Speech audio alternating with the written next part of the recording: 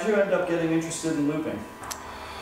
I mean, I would say I first started writing with loops early in college. You know, I was playing in some other bands at the time and found myself just getting really interested in going into my bedroom and creating these weird sound structures. And some of them were, you know, pretty out there, pretty strange, but the thing that sort of excited me about these ideas is I felt like in a weird way their flaws sort of reflected my flaws. You know, it's not like some producer messed up a song that I wrote, or it's a sort of collaborative band process where all these people are putting all these different ideas into a blender. It's me alone in a room, just like stacking and stacking and dealing with this very limited way of creating ideas, and it's very limited.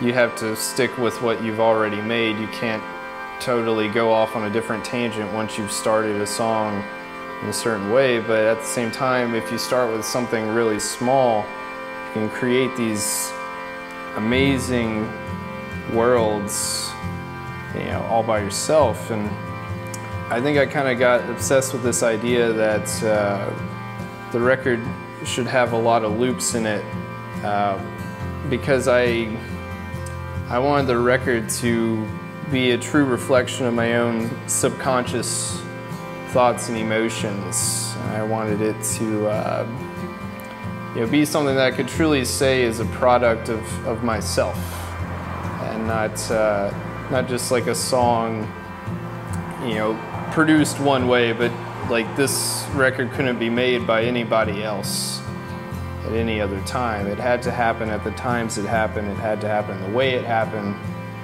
It had to be my brain. And I think that's what got me into looping. So how did this record come to be?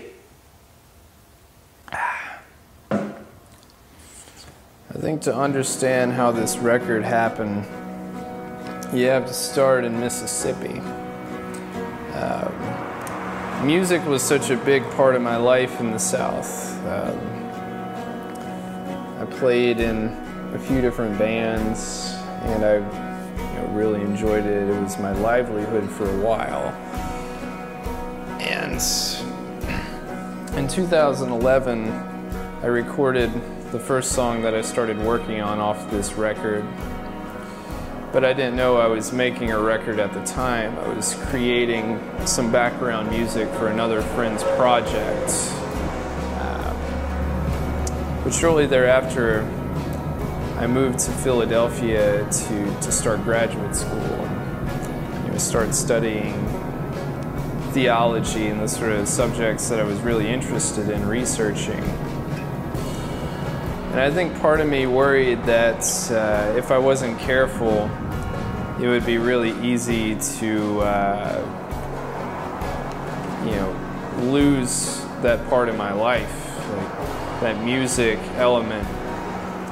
So whenever I moved to Philadelphia, I ended up experiencing all these new feelings of isolation and sort of like the alienation, the feelings of moving to a new unfamiliar place. And I kept recording, and I think the reason why is I felt like that was my way of keeping all these people and experiences from my past alive in some way in my life up here.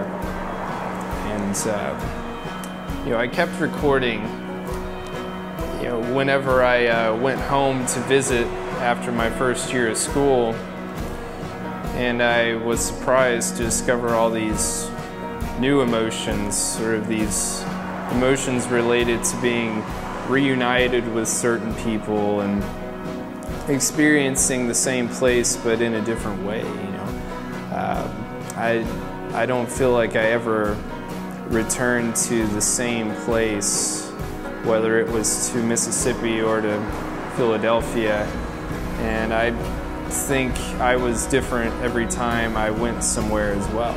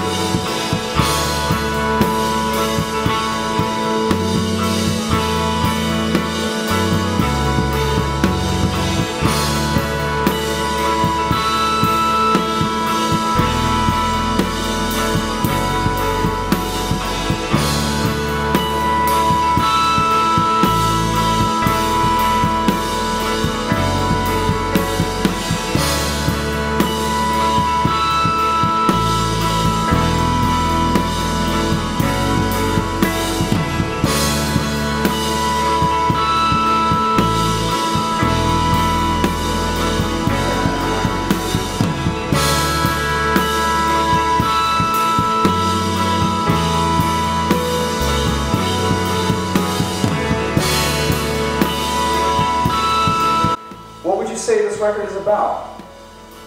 Is that cool? Mm-hmm.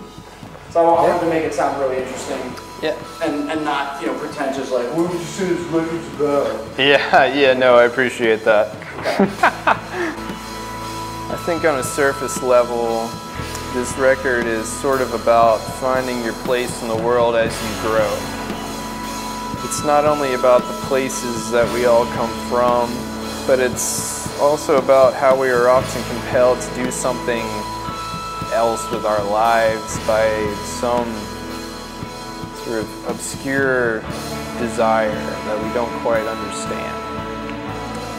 It's about pain and confusion, but it's also about love and sacrifice. And it's about how we ultimately have to figure a lot of these things out for ourselves, you know, one day at a time. But I don't know. I also think it's about that unnameable object of our desires that continues to compel us forward at each of these junctures towards something greater. Something both different and somehow more familiar that we keep looking for at the horizon of our experiences. I think in some sense we're being compelled somewhere beyond our lives here in this world. And I hope to see you there.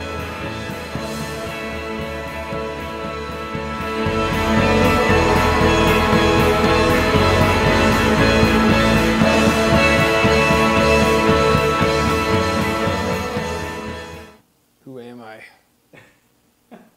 You might be wondering, am I going to hurt you? You might be wondering if you're already dead. The answer is yes.